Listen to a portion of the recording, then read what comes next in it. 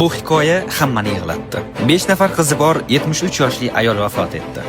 Janoza vaqtida kichik kuyovning o'rtaga chiqib aytgan gaplari hammani hayratga soldi. Uni aytishicha, onaxon unga tunda telefon qilib, "Bolam, kechasi bezovta qilganim uchun kechiring. Bir so'zim bor edi. Balki bu so'nggi qo'ng'irog'im bo'lar. Ertaga uyimga kelinglar. Yostig'im ostida sizga bir omonat qoldiraman." Kechasi o'sha qo'ng'iroqdan so'ng onaxon omonatni topshirdilar. Janozaga qarindosh urug', qo'shnilar va mahalla ahli yig'ildi. Kichik kuyov esa onaxon aytganidek bolish ostiga qarab bir konvertda qog'oz topdi. U vasiyat xati edi. Unda shunday so'zlar bitilgandi: Alloh menga 5 qiz berdi, o'g'il bermadi.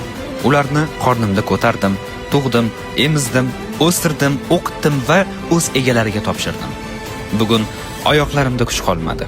Ammo shu 5 ta qizlarimdan birortasi menga mehr bera olmadi. Bugun qarilikdan tanam xasta bo'lsa, mehrsizlikdan qalbim xasta.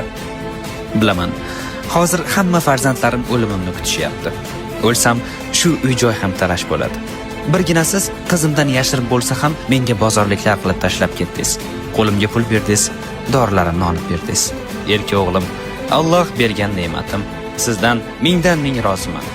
Men bu dunyoda 5 qiz ko'rib, bir marta bo'lsa ham farzand mehrini ulardan his qilmadim. Sizdan his qildim. Shuning uchun ham bu xatni qizimga emas, sizga qoldiryapman. Iltimos, bu xatni janozamda o'qib bering. Mening hayotim odamlarga ibrat bo'lsin.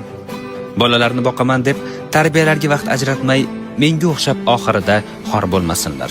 Uyini bo'lsa sizga vasiyat qilaman. Uni soting va tushgan mablag'larni yetimlarga va tolibi ilmlarga bering. Afsus, ortimdan duo qiladigan farzandlar qoldira olmadim. Inshaalloh shu tolibi ilmlar sabab Alloh meni jannati bilan